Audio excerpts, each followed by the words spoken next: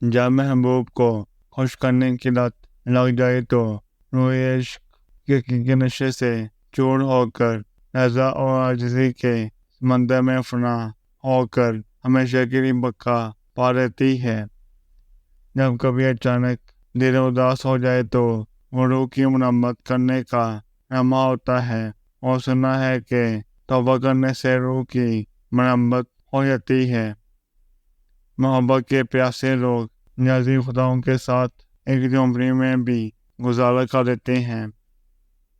آپ لوگوں کے لیے جو کچھ بھی کرتے ہو، لوگ اس کو تبھی سمجھ سکتے ہیں جب آپ وہ کرنا بند کر دو۔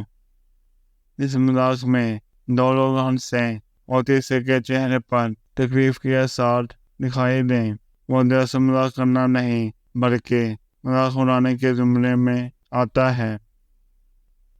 جو عورت اپنی صحیح عمر بتا دے اس پر اعتبار نہیں کرنا چاہیے، کیونکہ وہ کچھ بھی نہیں پا سکتی۔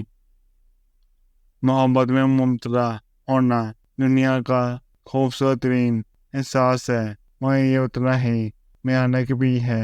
اگر کسی غلط شخص کی محبت میں مبتلا ہو جائے، کسی کی ذات کے ساتھ اتنا ہی برا کریں اتنا کر کو اپنی ذات کے ساتھ سہ سکیں، ان کا فاض عمل اٹر ہے۔